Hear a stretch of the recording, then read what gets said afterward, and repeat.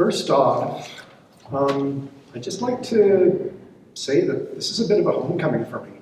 The starting point for my talk this evening is a site, as Brett mentioned, called Napi's or Old Man's Playing Ground, a place that I first started studying as an honors student in the U of C archaeology department under the supervision of Dale Waldy.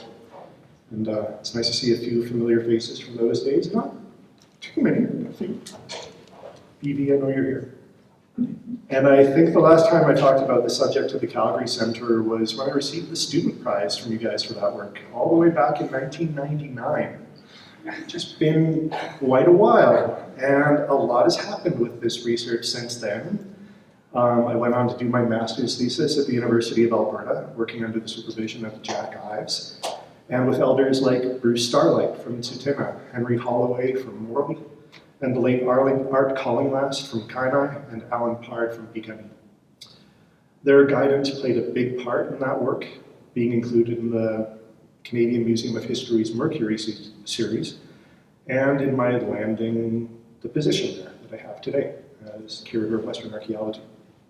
And that's just the beginning. You see, the story of Napi's Playing Ground is especially one about traditional Indigenous games, which have continued to be a central focus of my research, including my doctoral work at Utah's Promontory Caves and at the museum, where we're just putting the finishing touches on a small exhibit about one of North America's largest collections of ancestral gambling games from Last Mountain Lake in southern Saskatchewan. So with that long-winded intro, I'll wrap up by taking this opportunity to say how grateful I am to the Calgary Centre for helping launch me on this path all the way back in the day, and for this opportunity to bring this research full circle by catching you up on what I've been to since.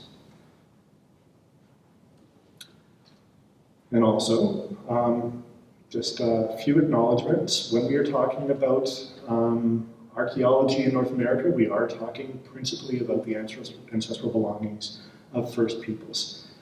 At the museum in Gatineau, I work on the unceded traditional territory of the Algonquin Anishinaabe. Promontory Point, Utah, which I'll touch on a bit tonight, is in the traditional territory of the Northwestern Band of Shomi. And we'll be covering sites of tradition within the traditional territories of the peoples of Canada's numbered treaties here in Western Canada, including Treaty 4 in southern Saskatchewan and Treaty 7 here in southern Alberta. Now, to really begin, I want to tell you a story about how I accidentally fell into the archaeology of traditional Indigenous games. And that story begins here. It's an image which I can't quite see, but I'll pretend that I can. That's the Livingston Range in southern Alberta, where the Rocky Mountains meet the Northern Plains. This is the range of mountains that extends north from the Crow's Nest Pass. Beautiful photo, not mine. This is something I ripped off of the Alberta Wilderness Association webpage, one of their file photos. They worked in the 1990s to get a stretch of foothills out front of the Livingstons protected, and that eventually was designated the Bob Creek Wildland Provincial Park. Now, Alberta Parks didn't realize this at the time, but a little quarter section of land that they included in the park, where the Oldman River flows out of the Livingston Range through what we call the Gap, is a hugely significant place in the sacred cultural landscape of the Siksikaitsataq, or Blackfoot peoples. When I went to Jack Ives with the idea of doing my master's on Napi's Playing Ground, he said, well, you should probably start by talking to Alan Pard. Alan was one of a group of Blackfoot Confederacy elders and ceremonialists who helped guide, everyone at the Glenbow, the Royal Alberta Museum, through the repatriation of sacred ancestral belongings held in museum collections here in Alberta. And that led to Alberta's First Nations Sacred Cultural Objects Repatriation Act. At the Canadian Museum of Civilization, now the Canadian Museum of History, he was a member of the advisory board for our First Peoples Hall, and that's to say nothing of his role as a grandfather in the Horn Society and as a bundle holder and ceremonial leader. Now, Alan very much took me under his wing. One of the very first things we spoke about when we sat down to record an interview together, which is published in my book on the Playing Ground, was the Livingston Range. In Blackfoot, it's called penitentials, the teepee liners, because they insulate this core part of Piikani territory and keep it warm in the wintertime. As for the Oldman River, well, that's Napi, Old Man's River. And this spot in the gap where it flows out of the mountains is the place from which the river gets its name. It's a story of the river's namesake that really drew me in. It's told in a lot of different historic and ethnographic accounts. Pretty much anybody who talked to any Blackfoot elder, ceremonialist, knowledge keeper from about 1900 on, even the late 1880s, 1800s maybe, was told an account of the Oldman River and what it gets its name from. But the earliest that I've been able to find is the December 31st, 1792 journal entry by a Hudson's Bay Company surveyor named Peter Fidler, which I came across while researching a term paper at U of C for Brian Coyman. Peter Fidler is quite an important figure in the early exploration of Western Canada. He mapped an amount of land only surpassed, I think, by David Thompson. But unlike Thompson, Fidler passed away very early into his retirement, so he never had an opportunity to write up and publish his memoirs. He never became famous. So he gets called by some Canada's forgotten explorer. He's certainly not forgotten by his many descendants in the Métis communities emanating from the Red River colony where he settled down in his retirement. And here he is, pictured with Philip Turner, a senior surveyor who trained both David Thompson and Peter Fidler while they were teenaged clerks in the HBC service. One of Turner's claims to fame is a reporting of the fur trader's name for Lake Athabasca to a map maker in London by the name of Aaron Arrowsmith, and this map got picked up by Lewis and Clark in their surveys. Unfortunately, that's a Cree word, which led to the misnomer for the first peoples of the Western Subarctic, the Dene as Athabascans. That's something we'll actually get into a bit later when we get to the Promontory Caves in Utah. But for now, here's a picture of me looking for Old Man's Playing Ground back in 1998 and cosplaying as Peter Fidler. I really miss that jacket. It was stolen while I was setting up a gig at the Telus Convention Center years ago. If you see anybody around town wearing it, tell them I want it back. Here's Dale, cosplaying as the lead singer from Kansas. And here's what we were looking for.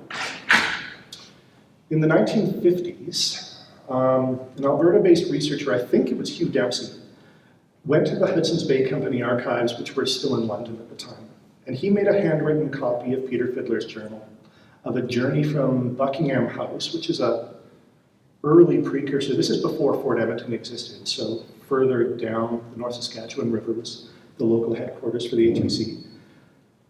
He journeyed from Buckingham House to the Rocky Mountains in 1792 and 3.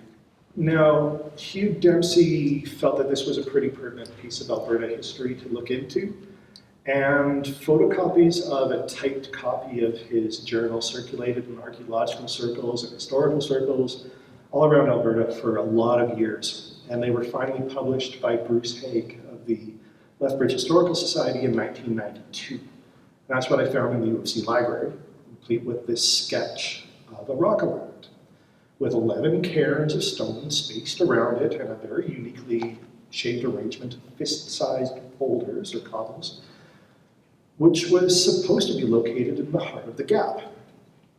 I thought that seemed a bit strange because I grew up in southern Alberta. The gap is where I'd go camping and fly fishing as a teenager, and I'd never heard of or seen anything like a rock alignment in the place where Fidler said this was. Now, this is what we were really looking for. We just didn't know it yet. This is a scan of the original page from Fidler's journal, which is now kept at the HBC archives in Winnipeg. It was moved there, I think, in the 90s, 2000s. I had a chance to go there early in my master's studies in 2009, and I was really surprised to see that the sketch that had been circulating all that time from the 60s or late 50s on was wrong. The shape of the main alignment is slightly different, as is the spacing of those 11 cairns. I'm going to backtrack. Look at the top right corner of the published illustration. There's a little north arrow. There's no north arrow in this. Instead, the words south and north are handwritten by Fidler at the left and right-hand sides of the image. And he mentions this pointed north and south, but he tilted it sideways in the margins of his journal. What else is different? Oh, it looks like there's a direction arrow right in the middle. It's not a direction arrow. If you look really, really close, you'll see little numbers. Those are Fidler's measurements for the dimensions of an effigy. That was inside this larger rock alignment. Literally in the shape of an arrow. We'll come back to that in a minute. There's also the letters A and B and a note in the margin saying from A to B is 45 yards. So this is a huge rock alignment and very unique. Yeah, detailed measurements for every part of this. It's all pretty unfortunate that that mistake was made. If you're ever down on the Forestry Trunk Highway, just west of the Gap, you will see a cairn with a nice bronze plaque that was put up by the Lethbridge Historical Society with the wrong image of the playing ground and in the wrong location. But again, we'll come back to that. So, this is the whole page from Fidler's journal. And it tells us what went down on December 31st, 1792, which was a nice mild winter. The Oldman wasn't frozen. There wasn't much snow. It's a fascinating story.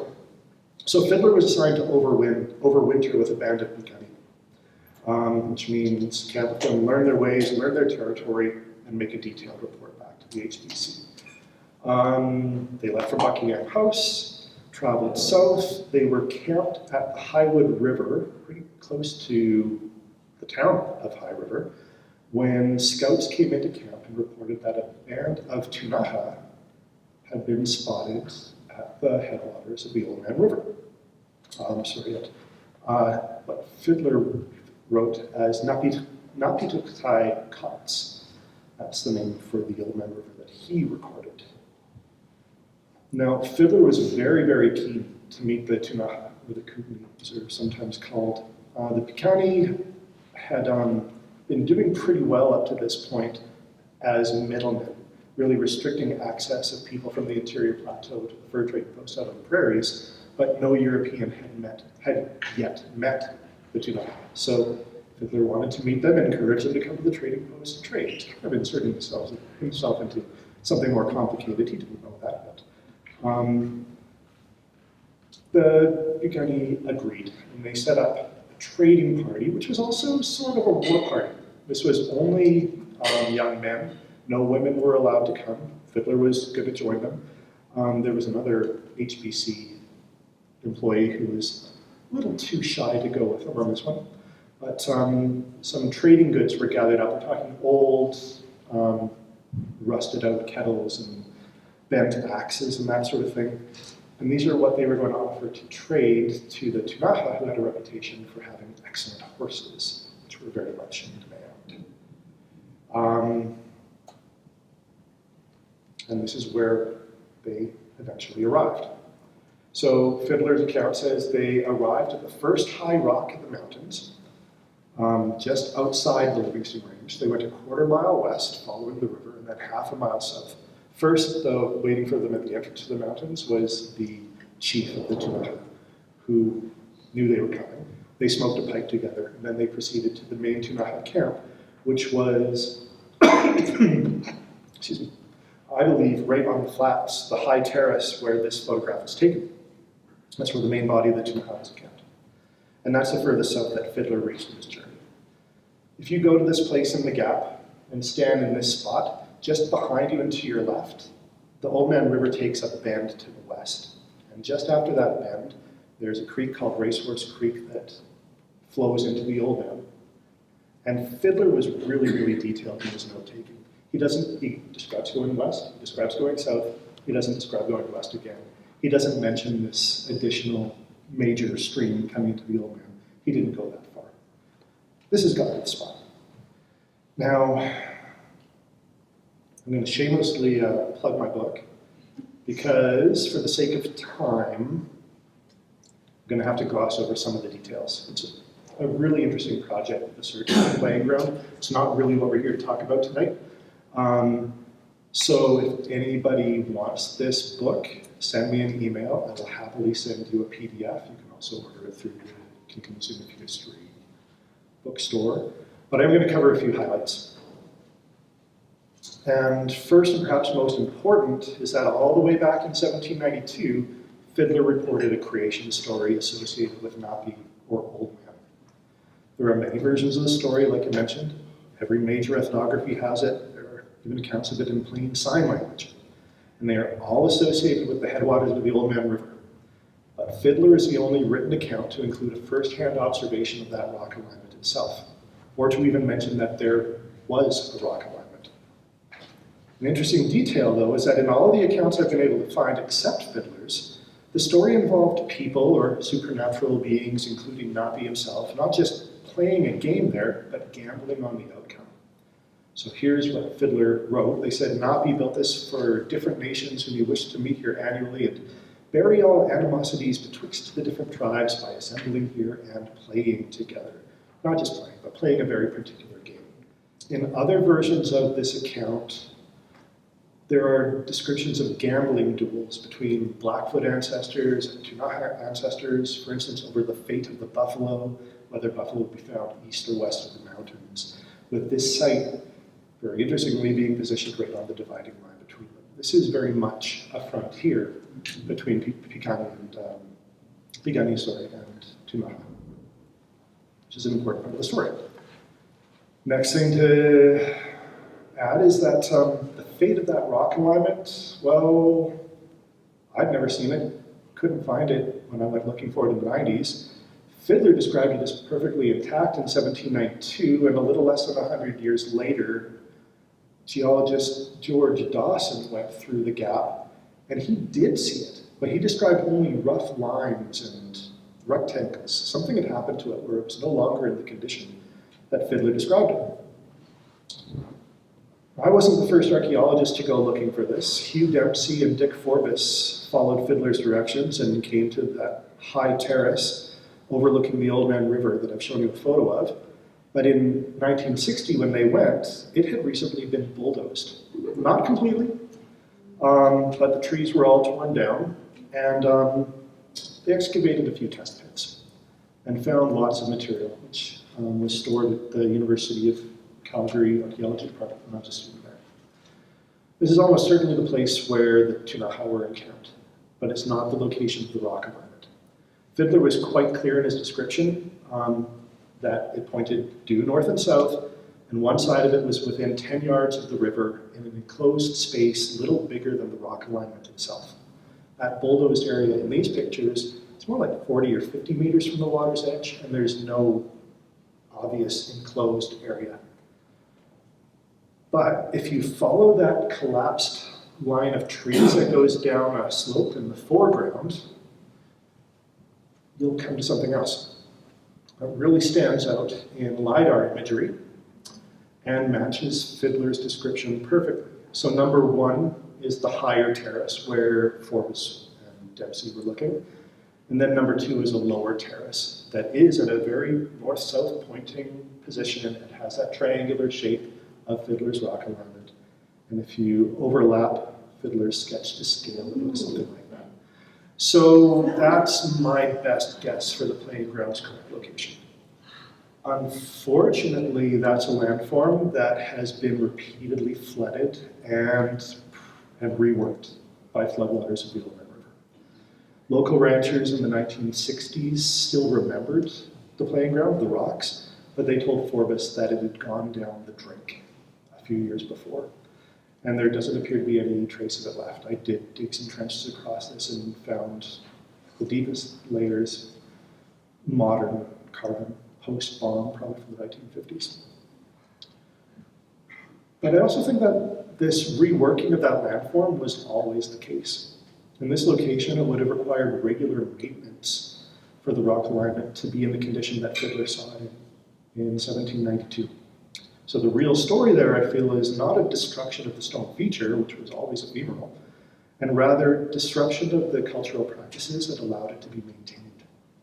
That greatly implicates the implication of the reserve system in the late 1800s, followed by the pass system, which prohibited First Nations people from leaving their reserves without the consent of an Indian agent, which made it effectively impossible to visit places like Napi's gaming place, perhaps even to retain a cultural memory of its exact location, let alone to regularly maintain it if it got damaged by the flood. Leaving that part of it behind, the search for it, a quick digression here into another detail from Fidler's account, which is its name. He wrote here, a place here called Napi, wow, what's that he wrote in 1792, Napi Uch-Edakats, Napi Uch-Edakats. So the name for the Oldman River today, Napi Uch-Edakats, is literally old man or old man's river. But if you look at Fidler's account, he's added this extra syllable, cuts, which when I asked Alan Pard, he said, well, that's the word for playing. So the meaning of Fidler's version would be where Old Man played river, or the river where Old Man played. And if you look at George Dawson's 1880 account, he had Stoney and Cree guides, and they both knew this place as well. And they gave him names for it. Even though the rock alignment was all disturbed, they still gave him a name for the place. In Nakota, or Stoney, it's Isigoinishkadabakta, which translates as Old Man's Playing Ground River, very much like Fidler's version from a century before. And in Cree, Isayanu, Metewe, Iseki. So again, Old Man's Game River. So the original name for the Old Man River is actually something like the river where Old Man played, or Old Man's Game River. And it turns out if you ever look into plain sign language, there's a wonderful book written by a US Army major, I believe. He went all up and down the plains documenting versions of plain sign language. When he met Blackfoot plain sign language speakers from Browning, in the space of a one-day visit to them to write down what he could learn about plain sign language, they gave him 2 accounts of the playing ground, strictly through sign language. And there, they described it using signs only as the river where the Old Man played. So we do have, I think, the original name for the site and the river. Another thing Fidler wrote in his account is that, well, a very detailed account of the game, very highly specific. The game is played by rolling a small hoop of 4 inches diameter and darting an arrow out of the hand after it, and those that put the arrow within the hoop while rolling is reckoned to have gained. Well, what does that mean? We get a good idea of the hoop. Take another look at that detail, that effigy inside the bottom of the rock alignment. Fidler spaced that out at 2 feet diameter. And if that 2 feet is actually a 4-inch hoop, like he was told by his Picani guides, then that whole arrow is 12 inches long, which is bang on target for Northern Plains arrow, as seen in museum collections from ancestral Blackfoot peoples in the 1800s. So that's an arrow passing through a hoop in effigy form, which is very cool. This game is really, really, really well known. David Thompson described it when he spent a winter with Picani. Described it being a very, very popular gambling game, so much so that when 2 young men lost everything they had in a bad night's gambling on the hoop and arrow game, including their food, they found themselves in a bit of a predicament. There was a bison herd nearby that was being gathered for a hunt, but it wasn't in the right place. So there were orders not to go hunting it yet. But they lost everything in the gambling game. They went off, came back to camp with a few bison of their own, and immediately one of the members of one of the warrior societies went and took everything away from them and then passed it around the camp. And that was the correct way of dealing with this transgression. But yeah, you get stories even from David Thompson of gambling and policing, and rules around gambling games. Lewis and Clark described this game being played by the Hidatsa on the Missouri River. When they traveled west, here's a painting from George Catlin of the Mandan playing it. If you look far off on the right, there's this yellow disc and a long spear with tassels. Each player has a spear of their own, and they're trying to throw this spear so that when this disc stops rolling, it lands on their spear. And they would often call their shots. So that you get more points based on which set of tassels it lands on. If it lands on the one you said it's going to land on, it's a winning throw. So we know it's on the Missouri River. Then there's all these things. These are what are called chunky stones, which is a very well-known class of artifact from the Mississippian culture. These are stone gaming discs, as found at Cahokia. In fact, the hoop and pole game using a stone disc instead of a small hoop of 4 inches diameter like at the playing ground was very, very central to Cahokia society. Timothy Pocketot has written that chunky was a central and centrally controlled tradition that encouraged to bring people in and get along together by gaming and playing games and gambling with each other rather than being at odds with each other. There's something that I'll follow up on more about that. But yeah, the idea is that gaming unites people rather than divides them. This is a peaceful pastime, but not a simple recreation because of that element of gambling. There's a detail I'm going to zoom in there of people. You can see 2 players rolling the hoop, or in this case a stone disc, a chunky stone. Then that hoop and arrow game as described by Fidler is also well attested. Here's a Salish version of it from just south, western Montana. But this is the Blackfoot version of the game that is described in ethnographic accounts. 2 players, each with an arrow or an arrow-like dart, roll a hoop and they chase after it while it rolls, and then when that hoop comes to a backstop, it's going to bounce and drop, and you want to get your throw just right so that your arrow, the hoop either lands on your arrow or you get a perfect shot and get a bullseye through the hoop. That's very unlikely. This game could go for days. That name for the stone disc game, chunky, translates as running hard labor, and often people would strip down naked while they're playing, and the games would go on quite a while. And spectators would gather on the sidelines. These are members, supporters of their respective players, who are also gambling on the outcome of the game, as are the players themselves. And then here we have another wonderful illustration by the Canadian painter Paul Kane, who traveled west across HBC territory in the 1850s. This painting was made at Kettle Falls, which is on the Columbia River. But what he depicts is exactly the same game as recorded by Blackfoot. 2 players rolling a hoop. It arrives at a backstop and then try to get their timing just right. And again, spectators watching and gambling on the outcome.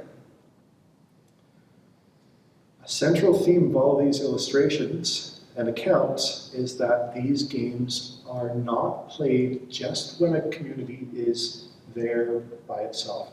These are games that are played when people from multiple communities are at the same location. Gaming is an intertribal activity. So we see games being described at winter camps when multiple bands have gathered together.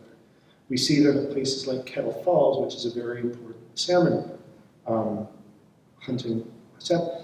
fishing location where spawning salmon are kind of trapped at this waterfall and they get netted up. And we see them in places like Napi's playing ground, which is on the frontier of defending into Napi territory.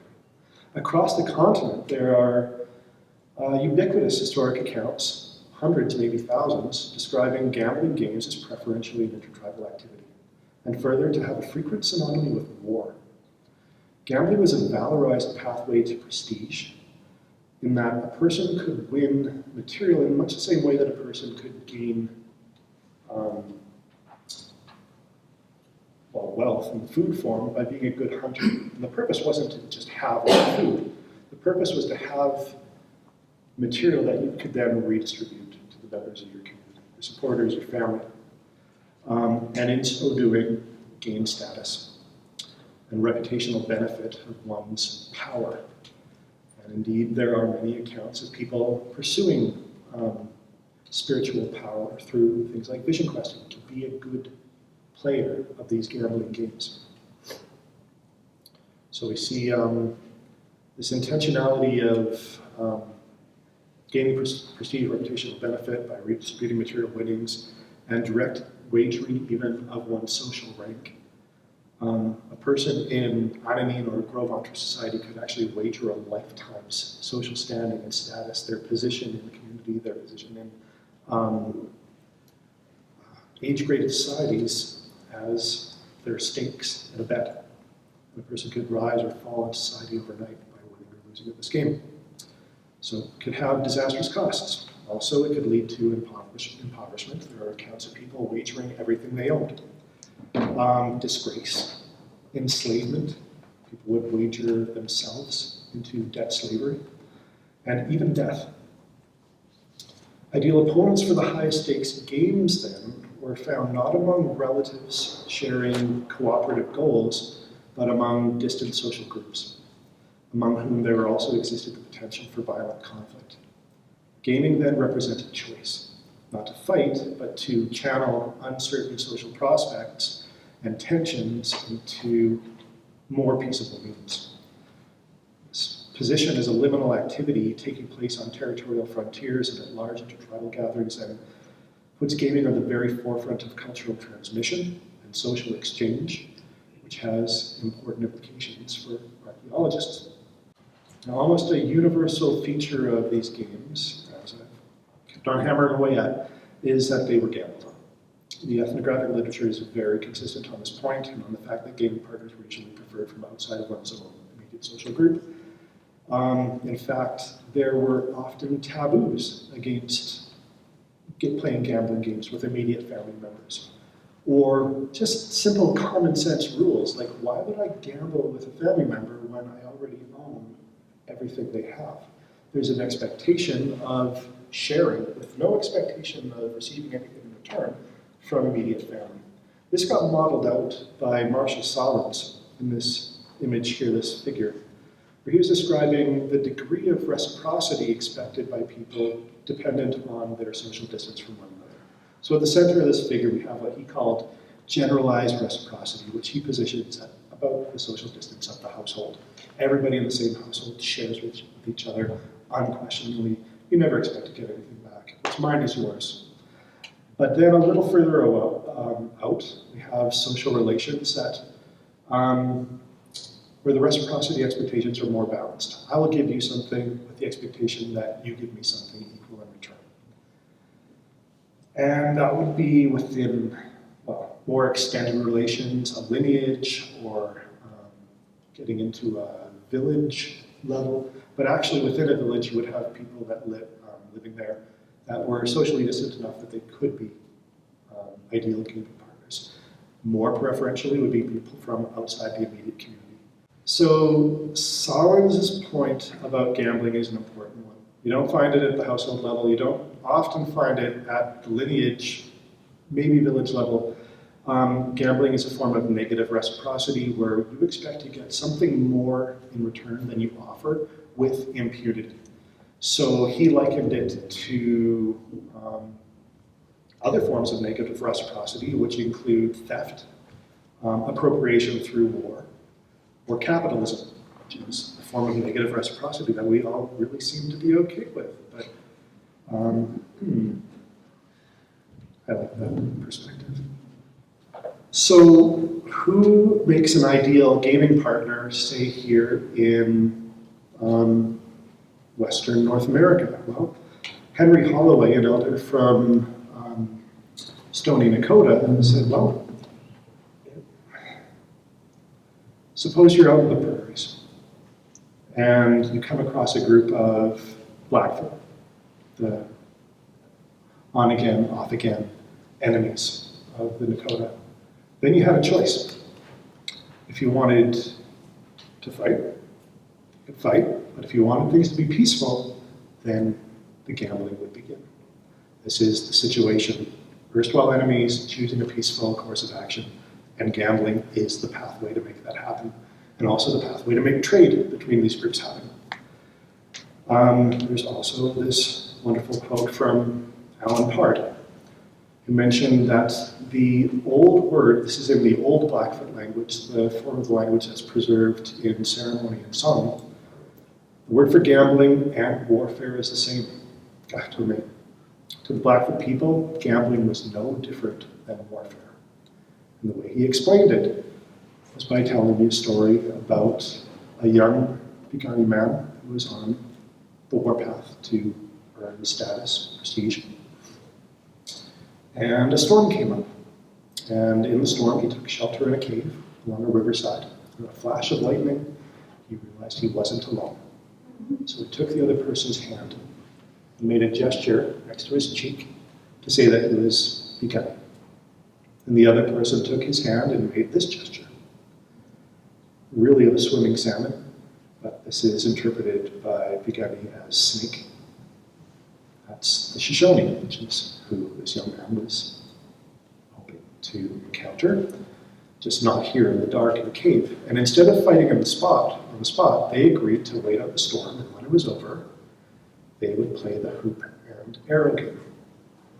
And the stakes that they wagered would be each other's scalp locks. And they played, and the Piikani boy lost, and he cut it off and offered it. He said, "You're pretty good at this game, so let's play again, but this time for all marbles." And that time he won. And the story of his victory is commemorated both at the Beaver Bundle and the Sundance.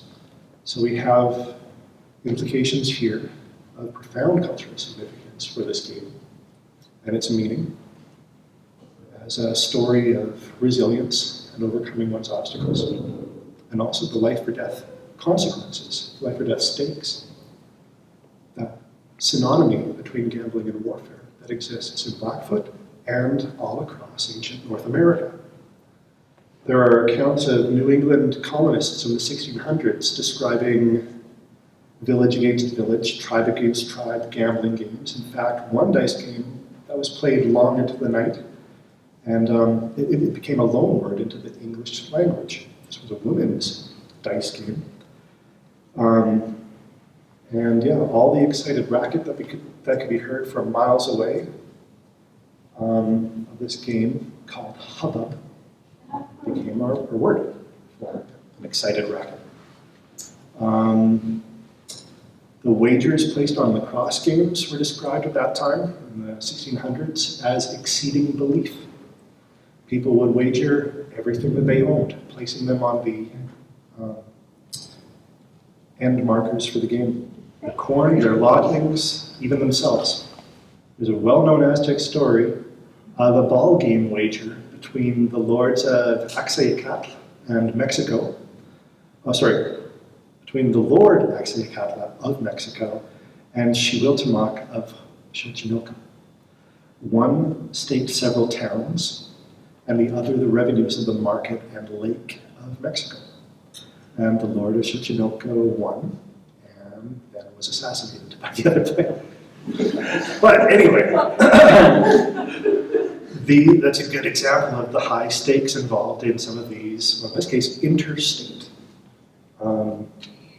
gambling games. And then there's perhaps my favorite, which is the Mayan Pete's glyph, which can be read as both the glyph for ball playing and the glyph for war. So when we look at Mayan inscriptions where a war is described but there's no physical evidence of warfare, such as, I believe, a moment of Tikal, where there's a sudden influence in the noble ranks of influence from Teotihuacan, we might want to ask what's really going on there. So Old Man's Playing Ground and stories of the high-stakes gambling games there, and of this hoop and arrow game, are an archetype of a phenomenon that extends continent-wide. Now some research implications. Gaming is this preliminary liminal state, transcends barriers of language and ethnicity, so we should expect to find evidence of common methods and materials by people across these social boundaries who play the same game. That's exactly what we see when we look at ethnographic examples of the hoop and arrow game from the Northern Plains and Interior Plateau. The top row of images are from the Columbia Plateau. It's a small hoop wrapped in rawhide, and then beads are set around the rim. And then bottom right, these are museum collections of Siksikaitsitapi gaming hoops from the 1800s and 1900s, where the beads are stacked. There's a bit of an inner ring, but again, very similar style. These can be mapped out here. Oh, sorry, no, this is the inspiration. This is something Warren DeVore did, looking at dice games, which are primarily women's games. In 83% of cases, dice are a women's game. He mapped out all the different styles, all the different accounts of women's dice games across North America. And found actually there's regions where plum stones are the dice. By dice, I mean two-sided objects. You toss them, they land face up or face down. If you play Dungeons and Dragons, we call that a 1d2. Not a very exciting die to use. But if you throw them in a set and have 4 or 5 or 6 of them tossed in a basket, you can get some really interesting combinations, some which are worth points and some which are not. Anyway, northeast, plum stones, across prairies, split ribs, getting down to the southwest, you see split canes, and northwest coast, beaver tooth. Interesting regional style clusters of games. And if you look at hoop and arrow, the same thing happens. That dashed line maps out an area of this small hoop with the beads set on the inside rim, with Oldman's playing ground or Napi's playing ground, sort of in the geographic center. So, games are sort of like a language then. Similar styles of games, get a sense of who is interacting with who, based on a shared fluency. That leads to Promontory Cave 1, which I believe Jack Ives came and gave a talk about, was it last year? You may already have heard about this, no? Anybody? Bueller? Not ringing a bell? Oh darn. Well, I don't have time to explain the whole project, I don't think. But this is a dry cave on the north shore of Utah's Great Salt Lake. One of the really exciting finds that was found in the 30s were dozens and dozens of perfectly preserved bison hide moccasins, some with porcupine quillwork around the vamps, something completely alien to the desert west, completely alien to Utah. Exactly the style of moccasin Stewart noted back then as made by Dene people in the Canadian subarctic today. He speculated, based on what he assumed to be the age of this material in the pre-radiocarbon era, that this might have been an ancestral stepping stone, or a stepping stone, a waypoint, in the migration of ancestral southern Dene peoples to the greater southwest. Linguists have known for at least 125 years that languages such as Navajo and Apache are very closely related to subarctic Dene, such that there must have been a fairly recent migration. Within about the last 1,000 years, it's often been estimated. And Promontory Caves, in addition to having these subarctic style moccasins, dates within that. A good window there. This is mid-13th century, which is sort of on target for the possibility of being ancestral Apachean. There's also bison hunters in Utah, which is very, very unusual. These are people that were familiar with the plains, communal bison hunting, and showed up on the Great Salt Lake. And boy, did they like to play games. Stewart found lots of these things. These are dice, split cane with little hash marks incised or burned onto them. Stewart found a few dozen. The way these are played is they're tossed in a set, and then, at least among the Hopi, there's a token advanced along the playing board. The game is also known as Patoli in the Aztec world. Parcheesi in India, that's a long story. But also, gaming boards were painted on the backs of bison hides by the Kiowa. Apache or Inde people would make circles of stones and advance their playing counters in the spaces between the stones in the circle until they made a complete circuit, based on the points they scored by tossing these dice. And there are so many of them. We opened up 2 square meters in the edges of an area that Stewart had already excavated in 1931. Stewart found 24 dice. but we don't really know about the rigor of his excavation techniques. In our 2 square meters, we found 145, which is pretty wild. If you extrapolate that over the rest of the unexcavated portion of the caves, there's well over 10,000 dice in this cave. Now, this isn't the only site in the Desert West with a large number of dice. Alan Bryan and Ruth Groom, back in, I believe, the 70s, excavated Wilson Butte Cave in Idaho. Lots and lots of bone dice. And Alan called that the Las Vegas of Idaho. Well, this is the Las Vegas of Utah, for sure. Some of the news coverage that came out of this started hailing this as a discovery of the world's oldest casino, which actually doesn't fall far from the mark. This is mid-13th century. The world's oldest casino, if you look it up on the internet, is in Venice. This is 400 years older than the Venice casino. And there's a really interesting parallel with Monaco. There's a law that is still in effect today that Monegasques are not allowed to step foot in the gambling halls at Monte Carlo, because it would be very, very inappropriate for people from Monegasque society to lose their money in their own communities. Now, a striking similarity there to the rules of preferred gambling partners found across North America. There are other games, hoop and arrow, and a feathered dart.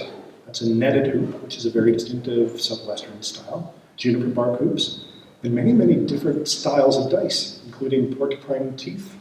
So if you look at the total numbers of dice from Promontory Cave 1, there's actually something interesting that can be said.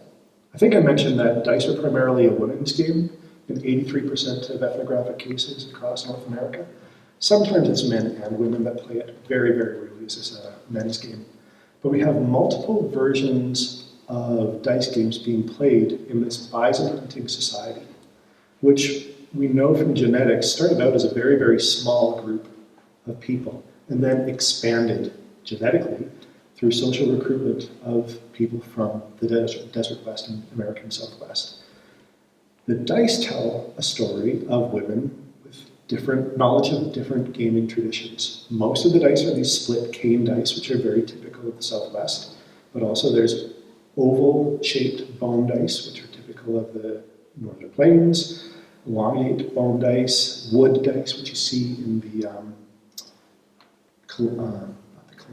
Colorado River Basin, and even one beaver tooth gaming die, which is a C-shaped curved to it. You can toss it to land one side or the other up, so you put markings on one side, which is up.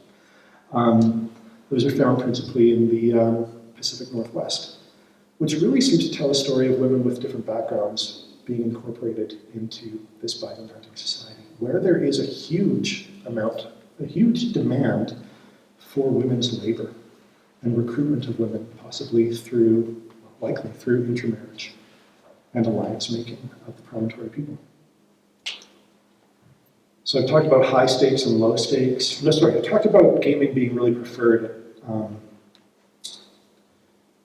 distant levels of social relation. That's not entirely true. There are plenty of accounts of games being played by people who have closer social ties, just for lower stakes. So who's going to fetch the water? Who's got cooking duty that night? Or people wagering trinkets like a few arrows. That is probably the style of gaming, the level of gaming that we're seeing in gambling that we're seeing in promontory society. People who are increasingly related. And probably within a few generations, this behavior, this pattern of gambling disappears. Because I believe that this is an early stage in the ethnogenesis of the ancestral Apache and Navajo, or ancestral Dene. And the pattern we see with the dice, mostly one style, but a few others, is reflected in women's craft traditions like pottery, where most pottery is what would get called Uinta gray or promontory gray, which is tempered with calcite. But there are plenty of examples of pottery that looks like Great Salt Lake gray, typical of the Fremont people, tempered with mica, and quartz, and sand. So we have a sense of who is joining the society in the mid-13th century. And there's one really interesting gaming piece from Cave 2 that is a bit of a head scratcher. This looks like an antelope rib with all these notches down the side. Stewart found this in the 30s and called it a gaming piece, possibly something for the hand game, where a bone is hidden in a hand, you shuffle it, and then the other player has to guess which hand it's in. But it's got a weird detail. It's got 2 sticks stuck in the end. When I arrived at the Canadian Museum of History, Stacey Gerling Christie, our collections coordinator, said there was something I really had to have a look at. This is the material from a site called Lake Midden, or it was called Lake Midden, on Last Mountain Lake in southeastern Saskatchewan.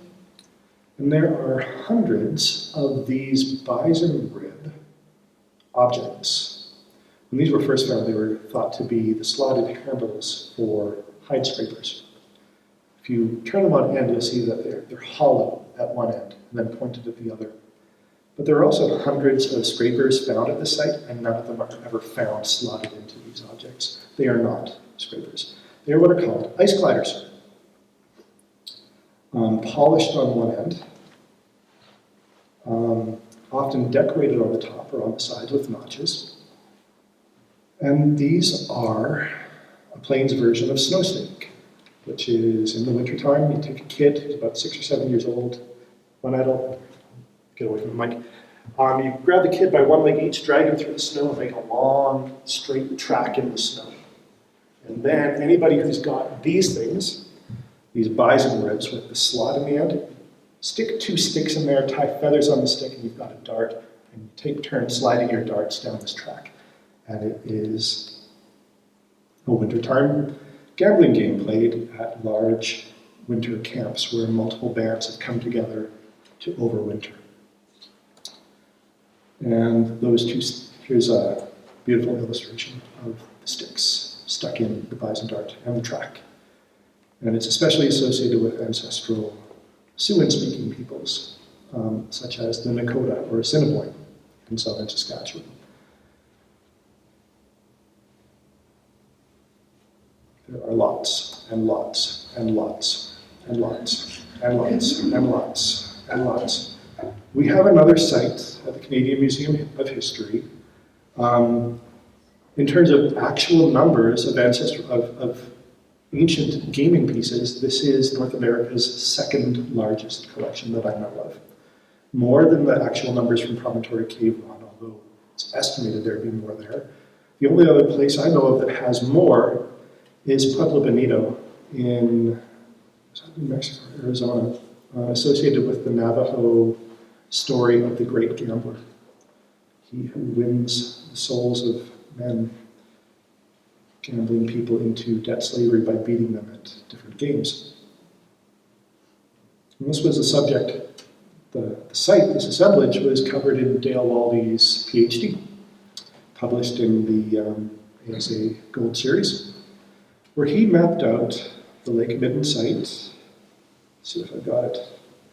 It's sort of in a liminal space between northern and southern branches of Mortlach, or what he defines as ancestral Dakota culture from the mid-1400s to 1800s. And the pottery is interesting. It shows some mixing of styles.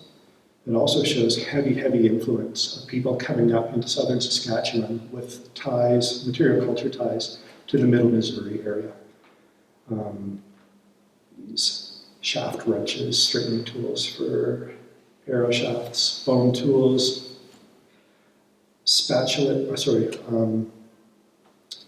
bison scapula hoes.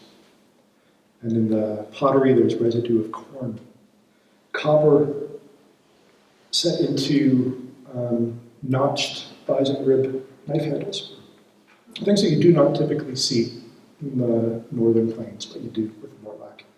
And other games, such as these hollowed out antler tips, which are also, at least in the middle of Missouri, turned into feathered darts in a wintertime sliding game.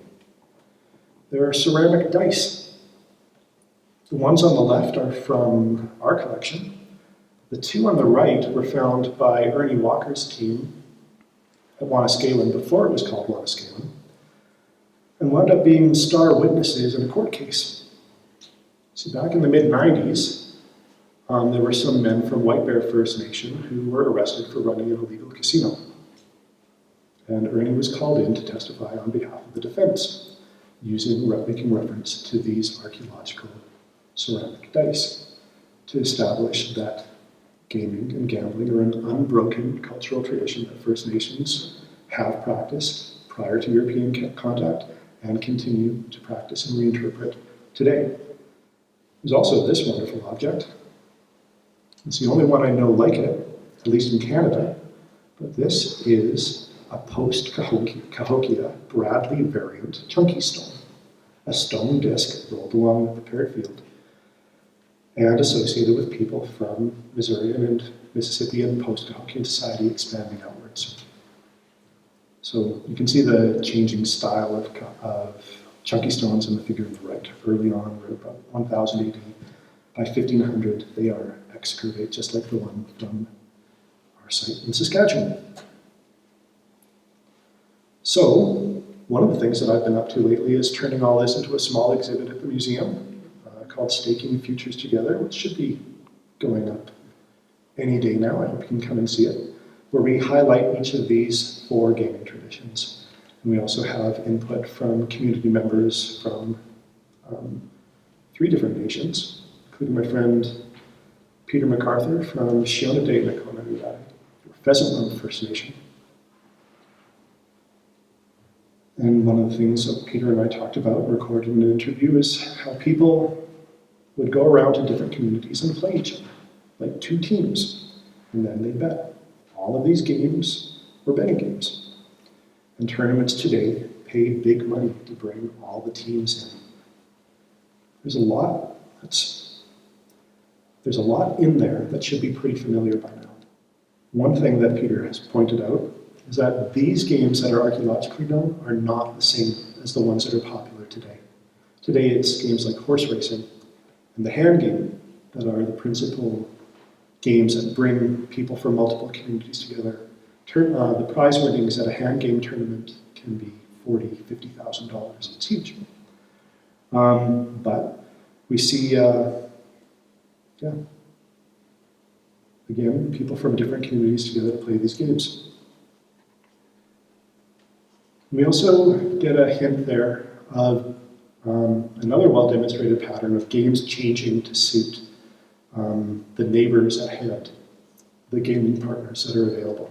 This goes back at least to Cahokia, where that stone disc, the chunky stone, is found expanding outward, even as far as the Eastern Woodlands into Haudenosaunee territory that's more familiar today as La Crosse territory. But centuries ago, people were being drawn into the Cahockian sphere of orbit, or Mississippian sphere, and playing the chunky game. There's other examples of Europeans, upon their arrival into North America, being drawn into traditional gaming. Horse racing becoming a very popular one early on, but the names for card games just being the previous names for dice games and other traditional gambling games. But as Europeans became the desired gaming partners, people switched to playing cards. There's a very interesting account from northern Saskatchewan of a trapper who didn't own any traps, but still always came in with furs at the end of the season. So how do you do it? Well, he tapped a deck of cards in his pocket and said, I've got all the traps I need right here. So we became European people, became participants in this very ancient practice. So what comes next? Well, where's all this going? I don't know. There's lots of directions it could go.